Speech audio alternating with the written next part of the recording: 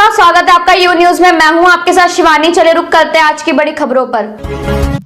आखिर डीलर को कब मिलेगी तनख्वाह? एक तो वो पूरा दिन मजदूर की तरह लगे रहते हैं, हर बोरा में अनाज कम दिया जाता है, दूसरा इसकी क्वालिटी भी खराब होता है और सबसे ज्यादा डर इस कोरोना की महामारी में डीलरों को ही है और बहुत जगह डीलरों को कोरोना भी हो चुका है। इसके बावजूद भी सरकार बार बार डीलरों के हड़ताल के बावजूद भी नहीं सुनती है। सरकार बहरी हो चुकी है। कहां से डीलर अनाज को पूरा करेगा जबकि उसको हर बोरा में 5 से 10 किलो कम मिलता है और 70 पैसा में क्या होता है इस महंगाई के जमाने में। और वही डीलर अकेले नहीं काम करते हैं, इसके साथ 3 से 4 आदमी होता है। इसका मजदूरी कौन देगा? कुछ डीलर से हम बात किए हैं, सुनिए। नमस्कार, आप देख रहे हैं यू न्यूज इंडिया। हम बात करते हैं उटेसरा पंचायत के डीलर साहब से किस रेट पे गेहूं चावल, उसकी क्वालिटी क्या है और उसको क्या क्या परेशानी का सामना करना पड़ता है। गेहूं का क्या रेट है? 2 रुपया। चावल 3 रुपया। ये बताइए, हर बोरा में 50 किलो मिलता है। नेट तो नहीं रहता है, कुछ न कुछ कम रहवे करता है। क्वालिटी क्वालिटी में तो सब किस्म का क्वालिटी आता है। आप लोगों का 70 पैसे में काम चल जाता है। 70 पैसे में कैसे काम चलेगा? जैसे कि देख पा रहे हैं, डीलर को काफ़ी तरह की परेशानी का सामना करना पड़ता है। 70 पैसा मिलता है, मजदूर की तरह काम करते रहते हैं पूरे दिन, फिर भी मिलता है 70 पैसे। दिल्ली में जैसे 300 रुपये प्रति क्विंटल, केरल में सैलरी है 30,000, यहाँ क्यों नहीं मिलता बिहार में? इतना बुरा हाल क्यों है? सहरसा जिला से रंजन जायसवाल की रिपोर्ट। सर, आप देख रहे हैं यू न्यूज़ इंडिया। इस टाइम में मुबारकपुर के डीलर से बात करते हैं, क्या क्या दिक्कत आता है, क्या परेशानी झेलनी पड़ती है, किस रेट पे गेहूं चावल देते हैं। गेहूं का रेट 2 रुपया। चावल 3 रुपया। आप लोगों को इतना पूरे दिन मजदूरी करने के बाद 70 पैसा मिलता है, क्या इसमें आप लोगों का घर चल जाता है? नहीं, आपको बोरी में जो 51-50 का एवरेज पे मिलना चाहिए गेहूं चावल, वो मिलता है आप लोग? नहीं। आप लोगों को पूरे दिन 3-4 मजदूर पूरे दिन लगे रहते हैं। ट्रैक्टर से जो मजदूर आते हैं वो उतारते हैं गेहूं को, उनको भी पैसा देना पड़ता है। क्या वो सरकार देती है आपको? नहीं, पैसा देना पड़ता अपने जेब से। जैसे कि देख रहे हैं, डीलर को अनेक तरह की परेशानी का सामना करना पड़ता है। दूसरी बात, कोरोना का सबसे ज़्यादा डर डीलर को ही है। पहले तो डीलर के अंगूठे से मशीन चल जाता था, लेकिन वो भी नहीं चलता है। इसमें सबसे ज़्यादा डर किसको है कोरोना होने का? डीलर को। आप देख सकते हैं, सबसे ज़्यादा डर डीलर को ही है। सरकार से जल्द मांग करना चाहते हैं डीलर संघ की 30,000 तनख्वाह दे दिया जाए, 300 रुपये प्रति क्विंटल कमीशन कर दिया जाए। जिला सहरसा सलकुआ प्रखंड से रंजन जायसवाल की रिपोर्ट। आप देख रहे हैं यू न्यूज इंडिया। ये हम सलकुआ प्रखंड के डीलर से बात करते हैं कि क्या क्या दिक्कत होता है, किस रेट पे गेहूं चावल देते हैं। गेहूं का रेट गेहूं 2 रुपये, चावल। और जैसे आप लोगों को 70 पैसा मिलता है पूरे दिन मजदूरी करने के बाद, तो आप लोगों को दिक्कत नहीं होता? आप लोग हड़ताल करने के बावजूद भी सैलरी नहीं मिलता है जो? हाँ, सैलरी तो नहीं मिलता है, बहुत दिक्कत होता है 70 पैसा में। जैसे देख रहे हैं, इन लोगों को बहुत दिक्कत होता है। और आइए डीलर साहब के हस्बैंड से बात करते हैं। जी, पता है क्या क्या दिक्कत होता है? परेशानी है कि गोदाम पे बुलाया जाता है। एक बार ने जैसे लगभग महीना में राशन उठाना तो 10 बार बुलाया जाता है, घुराया जाता है। प्रत्येक बिना वजन का दिया जाता है। 51.5 पर गेहूँ दिया जाता है, 50.5 पर चावल दिया जाता है। उसके बाद कि वो गोदाम पर जाने के बाद बहुत खर्चा, मतलब भोटिया अलग, लेबर अलग, ये अलग अलग, फिर घर पे उतारने का खर्चा है। जो कि हम नया डीलर हैं, हमसे जो बाद में उसका यूनिट बढ़ गया। मेरा 50 क्विंटल है, हमसे जो बाद में उसका लगभग 100 क्विंटल हो गया। मतलब खुलेआम घुसखोरी चलता है। हाँ, पूरे मतलब जिसका कोई चर्चा नहीं। अब सारा मतलब बदनामी होता है डीलर। ये बताइए कि हर बोरा में कितना किलो मिलता होगा? 40, 45, 50? 45 मिनिमम हो गया। चावल के बोरा में 45 से ज़्यादा नहीं जाता। गेहूँ भला 48, 49, 47 चला जाता है, लेकिन चावल में नहीं जाता। लेकिन हम लोग वहाँ से मतलब कहाँ से देंगे? पूरा 5 किलो 5 मांगता है, उसमें से कहाँ से देंगे? मतलब उसमें से उतनी हमको पुराना है, सबको कैसे पूरेगा? संभव है? काटिएगा तो जनता भड़कता है, जनता भड़कता है, FDO का फोन आता करने के है। लिए तैयार हो जाता है, तो भड़कने के बाद फिर ज्यादा जनता ये भी कहती है कि अरवा चावल नीचे उतना दीजिए। हाँ, बहुत मतलब कहता है कि नहीं, अलग से आप पैसा कम देते हैं इसलिए आपको जो है अरवा चावल मिलता है, आप उसना नहीं लाते हैं जौन के। ये बताइए, जो अरवा चावल मिलता है और गेहूं और दाल, इसकी क्वालिटी क्या होती है? चावल का तो एकदम पूरा घटिया ही क्वालिटी है। गेहूँ ठीक है, लेकिन चावल का क्वालिटी बहुत खराब है। पूरे दिन मजदूरी की तरह काम करने के बाद भी 70 पैसा मिलता है, तो इसमें गुजारा चलता है आप लोगों का? नहीं, कैसे चलेगा? 70 पैसा एक मजदूर का, मजदूरी है 300 रुपया। और यहाँ जब से मशीन लगा दिया गया है तो हम लोग 3 आदमी मिल के खटते हैं। बताइए 70 पैसा कमीशन पर काम चलेगा डीलर का? पहले डीलर के थंब से लॉगिन हो जाता था और किसी को अनाज मिल जाता था, लेकिन अब लाभुक से कर दिया गया। इससे कोरोना तो और सबसे ज्यादा डीलर को ही होगा। इसके बारे में क्या कहना है? मतलब ये जो कर दिया गया, 2-3 आदमी का फिंगर लेने के बाद फिर डीलर का मामला। मान लीजिए एक लाभुक का एक कार्ड पे जैसे वो आदमी आया उसका नहीं हुआ, फिर दूसरे का लेना। हर दिन में लगभग 100-200 आदमी का फिंगर लिया जाता है मशीन पर। उसके जैसे सरकार अभी कोरोना से दूर रहने के लिए, बचाव के लिए, लेकिन हम लोग का क्या बचा? और तो हम लोग डीलर के माध्यम से और कोरोना बढ़ेगा ही। आप लोगों से संघ से हम बात किए तो उन्होंने कहा कि हम हाई कोर्ट में केस करेंगे, डीलर को क्यों नहीं तनख्वाह और 300 रुपये क्विंटल कमीशन मिलता है। मैं अभी तक तो इसके बारे में संघ हड़ताल किया था, लेकिन पता नहीं वहाँ से आश्वासन दिया कि नहीं दिया ये तो नहीं जानते हैं, लेकिन हड़ताल तोड़ दिया गया। हड़ताल तोड़ दिया गया, मजदूरी की तरह लगे रहते हैं, लेकिन फिर भी 70 पैसा मिलता है। आप लोगों को तनख्वाह मिलता नहीं। दिल्ली में 300 रुपये प्रति क्विंटल है, केरल में 30,000 रुपये सैलरी मिलती है। आप लोगों को लगता है कि आपको भविष्य में भी मिलेगा? ऐसा तो नहीं लगता है कि यहाँ हो सकेगा। जैसे कि देख रहे डीलर को अनेक तरह की परेशानी का सामना करना पड़ता है, पूरे दिन लगे रहते हैं मजदूर की तरह। कोरोना होने का सबसे ज़्यादा डर डीलर को ही है। जिला सहरसा सलखुआ प्रखंड से रंजन जायसवाल की रिपोर्ट। नमस्कार, आप देख रहे हैं यू न्यूज इंडिया। हरेवा पंचायत के डीलर साहब से बात करते हैं किस रेट पे गेहूं चावल है सलखुआ प्रखंड। गेहूं का रेट 2 रुपया गेहूँ, 3 रुपया चावल हम लोग बांटते हैं। कितना रुपये मिलता है इसे बांटने के बाद? मजदूरी करने के बाद मजदूरी हम लोग कहाँ मिलता है? वही 70 पैसा। 70 पैसा बस। देख पा रहे हैं डीलर सबको कितनी परेशानी की सामना करना पड़ता है। बार बार हड़ताल करने के बावजूद भी 70 पैसा मिलता है। सालों से हड़ताल करने आता है, अकेले नहीं 2-4 आदमी लग के यहाँ पे अनाज बांटते हैं।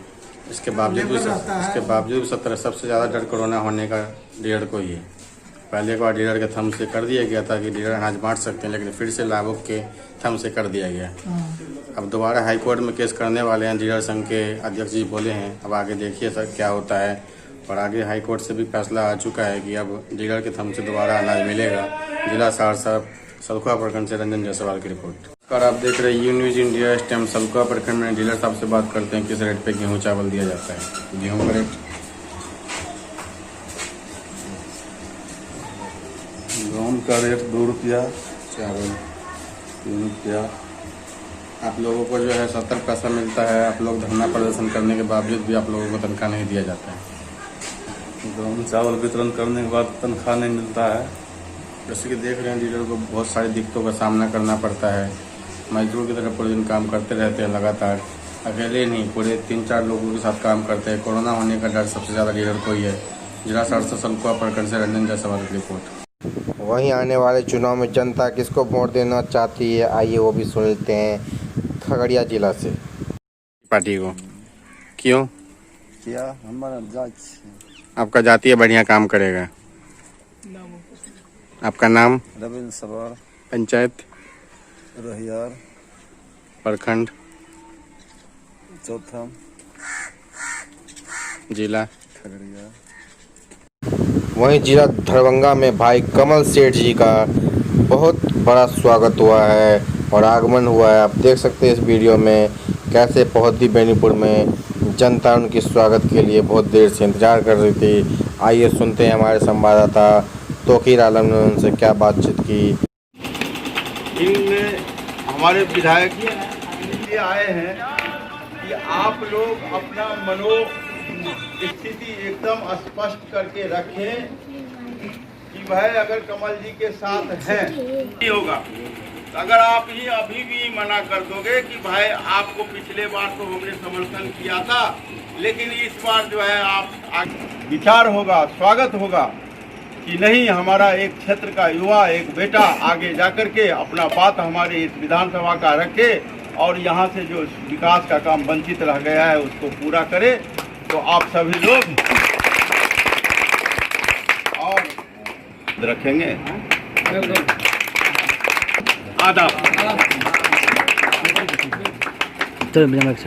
आपने पहले भी मुझे 2015 में भी बुलाया और हम सामने आए थे। आप लोग एकदम कट्टर हमारे समर्थक हैं, ये बात तो मुझे पता है। पिछली बार आशीर्वाद बहुत दिए थे, लेकिन आशीर्वाद दिए थे, अंदर का भावना हमारे साथ नहीं दिए थे। उसका रीज़न हम समझदार हैं। आप ये देखते हैं कौन जिताव है, उसके पक्ष में आपका नारा होता है। आप लोग ने भांप लिए थे ये लोकल बेटा यहाँ सक्सेस अभी नहीं हो पा रहा है, इसलिए आपने बहुत सोच समझ के, हम नहीं बोलेंगे जो आप लोग ने गलत किया, आपका निर्णय स्वाभाविक देता हूँ, आपका निर्णय उस निर्णय के साथ कुछ विश्वासघात हुआ। बेटा को राजनीतिक में कोई बैठ नहीं दिए, लेकिन अपने मुद्दा के लिए आपने उस महागठबंधन के बहाव में बह गए और उनको 72,000 समथिंग वोट देके बेनीपुर का जनता ने उनको चुन करके दिया। क्या आपको नहीं लग रहा है 1 साल 14 महीने के अंदर जिन्होंने रात दिन एक करके सभी बात को भूल करके आपने जो उनको वोट दिया, वो वोट के लिए आपको काबिल नहीं समझा, आपका वोट को उनको मायना नहीं था, जीता आपकी बल पे और डिसीजन लिया अपने बल पे। हम ऐसे नहीं हैं, नहीं आपके बल पे, लेकिन उन्होंने डिसीजन लिया, पलटी मारा, इधर से उधर गया। उनकी राजनीति का अपना अधिकार, अपना विश्वास और अपनी वर्चस्व की लड़ाई के लिए उन्होंने टर्न मारा। ऐसी कर्तव्य मेरे से नहीं होगा, मेरे बारे में ऐसा सोचिएगा मत। आपने मुझे जिता दिया, अगर मेरी पार्टी कल की डेट में जिस पार्टी से मैं आ रहा हूँ, जिस पार्टी ने मुझे आशीर्वाद दिया वो आपके सामने है, मेरा टोन है, मेरी आवाज़ है, आपके सामने तक पहुँच रहा है जो मैं बोलना क्या चाह रहा हूँ। मुझे आशीर्वाद दिया, कल अगर मेरी पार्टी इधर से उधर भी होती है तो भी मेरी एक छोटा सा कर्तव्य बनता है जो बेनीपुर विधानसभा के तमाम बुद्धिजीवी को, हर जाति जमाती के लोगों को मैंने एक बैठार करके कम से कम आपके बीच में आवाज़ रखूंगा कि मुझे मेरी पार्टी ने निर्णय किया है, इसके साथ जाना चाहता है, लेकिन विधानसभा में आपने मुझे जिताया है, आपका मत सर्वाधिकार मेरे। इस बार आप लोगों के पास नहीं आने वाले हैं। इस बार वर्तमान विधायक जी नए घर को ढूंढ रहे हैं, वो विधायक जी नए चिड़िया को पकड़ना चाह रहे हैं, लेकिन बेनीपुर का विधानसभा का युवा और उम्र दराज आप जैसे बुद्धिजीवी लोग माइंड में मेकअप कर लिए हैं। इस बारी बेनीपुर की आवाज बजेगी, बेनीपुर का हित होगा, बेनीपुर का आवाज जाएगा और मैच इतना बुलंदी तौर पे होगा जैसे वर्ल्ड कप की फाइनल देखते हैं, वैसा पूरा मथुरा में बेनीपुर का मैच सच में होगा। मैं सभी भगवानों से देवी, हम आपका बच्चा जो है स्थानिक आपका शेर है, आपने बनाया है, आपने मुझे शेर का दर्जा दिया है। बाहर वाले जो आए उसको 2015 में आपने शेर बनाया, वो शेर नहीं थे, लेकिन आपका बेटा जो शेर था उसको आपने छोटा किया। उम्मीद करता हूँ इस बार आपने मुझे रण में उतारिए और मैं भगवान से दुआ करता हूँ वही आदमी मेरे चुनाव में सामने हो, उनको दिखा दिया जाएगा। 2015 में बेनीपुर था, 2020 में भी बेनीपुर है। बेनीपुर का हवा आप लोग किसी भी अफवाह में आदान प्रदान, वोट से कोई विधानसभा नहीं जीतता है। मैं, मेरा कर्म है, मेरा कर्तव्य है, बेनीपुर की जनता में जितना ही वोट देगा, जीतने के बाद तमाम विरोधी भी मेरे होंगे, ऐसी मेरी सोच है, ऐसा मेरा मतलब बनता है। लेकिन आप लोगों के बीच में बोल रहा हूँ, बेनीपुर विधानसभा में सर्वधर्म संभव, सबको समानतर रखना, सबके साथ चलना, ये मेरी प्राथमिकता रहेगा। ऐसी शब्दों के साथ आपकी क्या अपेक्षा? आप बोलेंगे जो कि रोड दोगे, नाला दोगे, अरे रोड नाला विधायक या विधायक जी अपने पिताजी के घर से नहीं लाते, ये तो सरकारी योजना है, ये सरकारी योजना में आपका कोई नहीं है। लेकिन यहाँ पे जो विधायक जी हैं, आप ही का गाँव में 100-125 कॉल आया, 100-125 बड़े अच्छे अच्छे योजना आए, लेकिन आप लोगों के पास, किसी जरूरतमंद के पास आज तक नहीं पहुंचा है। व्यक्ति विशेष को चिन्हित करके यहाँ के बीडीओ हो, यहाँ के सीओ हो, यहाँ के अनुमंडल पदाधिकारी हो, सब भ्रष्टाचार से लिप्त हैं और आपके पास में कोई सुनवाई करने वाला नहीं। जो चिट्ठी प्रमुख जी, जो चिट्ठी विधायक जी जिनके नाम से चिन्हित करता है, उनके घर से ही रिलीज होता है। और हमारी सोच में आने वाला समय में आशीर्वाद देके मुझे आप विधानसभा में भेजिए, मेरा बोलना ये रहेगा, विधायक जी अनुमंडल जाएगा तो इज्जत नहीं होना चाहिए, आम जनता जाएगा तो अनुमंडल इज्जत करना चाहिए। हर युवा को, आपको क्या चाहिए? आपकी उम्र चाचा बीत गए हैं, आप क्या सोचेंगे? आपका तो फ्यूचर आपका बच्चा है। आपका फ्यूचर सोचने के लिए आप अगर मतदान में बैठे हो तो आपका बच्चा नहीं सुधर पाएगा। आपकी बच्चा को सुधरने के लिए, नेतृत्व करने के लिए हमारे इस आदमी को दीजिए। अगर सबको दिए हैं, एक बार हमको भी आजमा के देख लीजिए, अपने स्थानीय बेटा को आजमा के देख लीजिए। हो सके कामयाब होगा तो आप लोग मेरे लिए पुनः आवाज उठाएंगे, क्षेत्र में नहीं घूमना पड़ेगा। अगर मेरे से कोई कमी रही, एक बार हमारे को चांस दीजिए, दूसरी बार हम आपके सामने आएंगे नहीं, ये बरबर करने की जरूरत नहीं। ऐसी अपेक्षा मेरे को आप सब लोगों से है। मेरी गार्जियन के तौर पे मेरे ऊपर आशीर्वाद और स्नेह और प्रेम बनाए रखें। आप लोगों ने मुझे बोलने के लिए मौका दिया, आपने मुझे सत्कार किया, इसलिए पहदी गांव में, आपकी समाज में पहदी गांव को कोटि कोटि धन्यवाद देते हुए अपनी बात को विराम देता हूँ। जय मिथिला, जय जय।